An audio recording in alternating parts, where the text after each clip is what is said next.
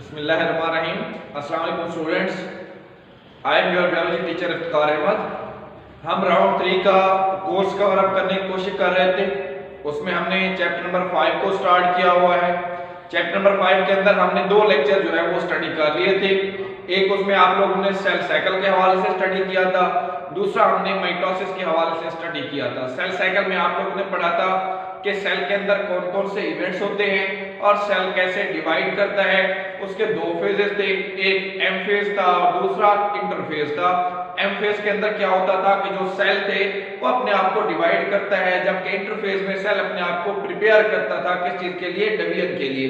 फिर वहां पर 2 मैंने आपको शॉर्ट क्वेश्चन भी बनवाए थे, एक उसमें सोमैटिक सेल्स था और दूसरा आपके पास जर्मलाइन सेल थे। ठीक है, सोमैटिक सेल वो सेल्स होते हैं जो आपके पास बॉडी को बनाने में काम करते हैं और जर्मलाइन सेल्स वो सेल्स होते हैं जो स्पर्म्स को बनाने के अंदर क्या करते हैं, अपना रोल प्ले करते हैं। और इनके अंदर जो डिवीजन होती है सोमैटिक सेल में वो माइटोसिस होती है और जो जर्मलाइन सेल्स होते हैं उनमें मियोसिस होती है।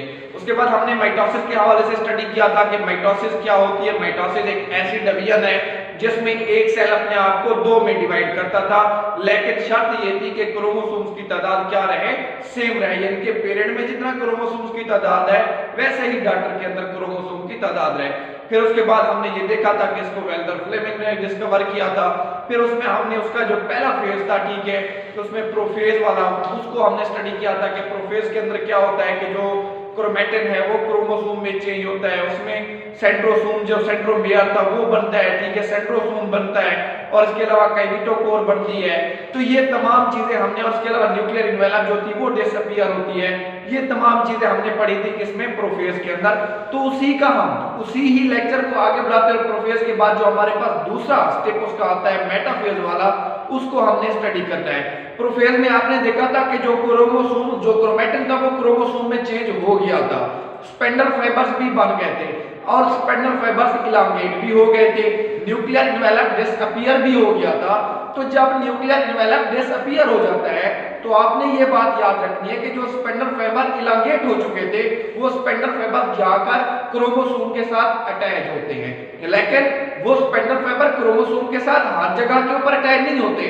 वहां पर एक टर्म मैंने आपको बताई थी काइनेटोकोर, तो वो स्पेंडल फाइबर जाकर काइनेटोकोर प्रोटीन के ऊपर अटैच होते हैं और वो क्रोमोसोम वो स्पेंडल फाइबर्स उन क्रोमोसोम्स को क्या करते हैं, अटैच होने के बाद उन क्रोमोसोम्स के साथ अटैच होने के बाद उन क्रोमोसोम्स को सेल की दरमियानी प्लेट के ऊपर क्या करते हैं, सेल की दरमियानी जगह के ऊपर क्या करते हैं, उनको एडजस्ट करते हैं, सेट करते हैं। तो जब वो स्पेंडल फाइबर्स उन क्रोमोसोम्स को सेल की दरमियानी जगह इक्वेटर के ऊपर सेट करते हैं तो उसे आप लोग नाम देते हैं, उस प्लेट को नाम देते हैं मेटाफेज प्लेट का। और वो प्रोसेस हमारे पास कौन सा होता है, वो हमारे पास प्रोसेस होता है मेटाफेज। मेटाफेज में क्या क्या चीजें होती है, दोबारा आप लोग देख लें।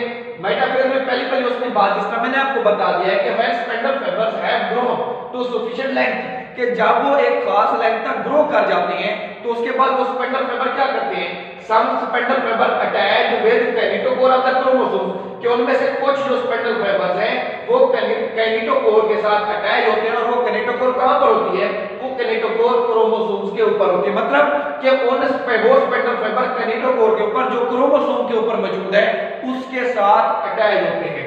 अब अटैच होने के बाद क्या करते हैं, वो उन क्रोमोसोम्स को अटैच कर देते हैं या अरेंज कर देते हैं कहां पर, इक्वेटर यानी कि सेल की दरमियानी जगह। जैसे यहां पर डायग्राम में भी दिखाया गया है कि ये आपके पास स्पेंडल फाइबर्स है, ये भी स्पेंडल फाइबर है, ये भी स्पेंडल फाइबर है, ये भी स्पेंडल फाइबर है।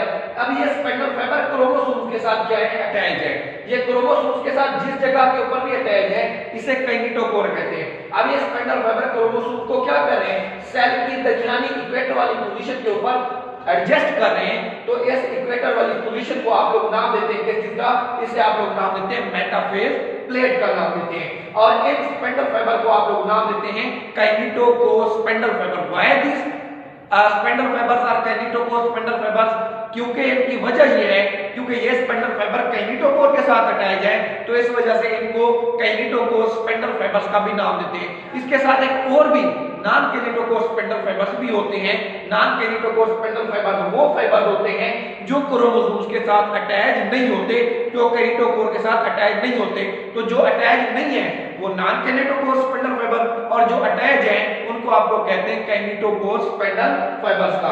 अब वो स्पिंडल फाइबर्स काम क्या करते हैं, वो स्पिंडल फाइबर्स उन क्रोमोसोम्स की कैलिटोकोर के ऊपर अटैच होने के बाद उन क्रोमोसोम्स को सेल की दरमियानी जगह के ऊपर क्या करते हैं, सेट कर देते हैं। उस प्लेट को, उस जगह को जहां पर क्रोमोसोम सेट हो रहे होते हैं, उन्हें आप लोग नाम देते हैं किस चीज का, मेटाफेज प्लेट। तो जब ये क्रोमोसोम सेल के मेटाफेज प्लेट के ऊपर एडजस्ट हो जाते हैं तो जो मेटाफेज है हमारे पास वो क्या हो जाती है, वो हमारे पास कंप्लीट हो जाती है। और दूसरी फेज जिसे आप लोग एनाफेज का नाम देते हैं, एनाफेज स्टार्ट हो जाती है। एनाफेज में आपने याद रखना है कि एनाफेज में क्या होता है कि जो सिस्टर क्रोमैटिड्स स्पिंडल फाइबर्स के साथ अटैच थे, ठीक है, अब स्पिंडल फाइबर्स क्या करते हैं, वो जिस जगह से आए थे, जहां से आए थे, उन कुतुबैन की तरफ झुकना शुरू हो जाते हैं। फॉर एग्जांपल ये डायग्राम में भी दिखाया गया है कि ये वाले स्पिंडल फाइबर थे वो इस कुतुब से या इस सिम से आए थे, तो ये क्या करते हैं पीछे की तरफ, ठीक है, जाना शुरू कर देते हैं और ये वाले स्पिंडल फाइबर अपनी तरफ जाना शुरू कर देते हैं। तो जब ये पीछे की तरफ जाते हैं तो ये पुलिंग फोर्स अप्लाई करते हैं किस चीज के ऊपर, क्रोमोसोम्स के ऊपर।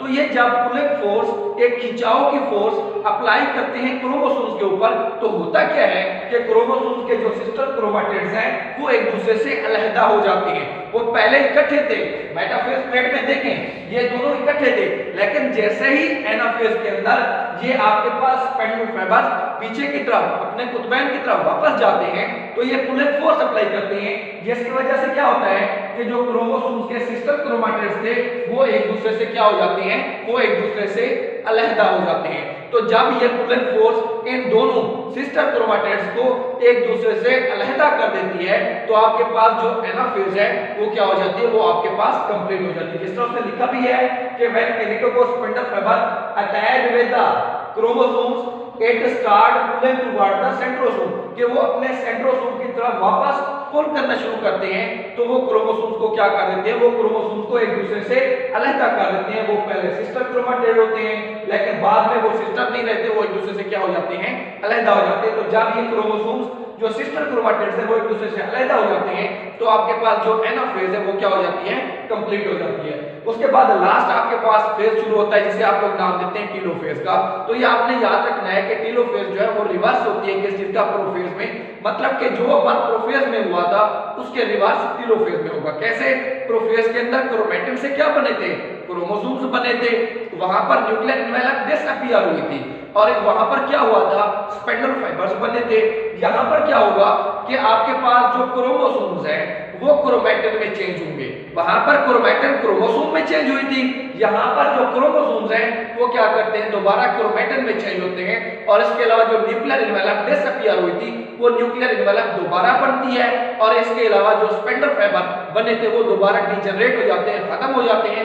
तो ये जब तमाम प्रोसेस कंप्लीट होता है तो जो टीलोफेज का प्रोसेस है वो भी कंप्लीट हो जाता है। मतलब ये कि सेल के न्यूक्लियस की जो डिवीजन है वो क्या हो जाती है, वो जाके कंप्लीट हो जाती है। तो यहाँ पर लिखा भी हुआ है कि टीलोफेज के रिवर्स ऑफ प्रोफेज, कि ये प्रोफेज का क्या होती है कि रिवर्स होती है, कि जो अमल प्रोफेज में होता है वो अमल टीलोफेज के अंदर उसके रिवर्स हो रहा होता है।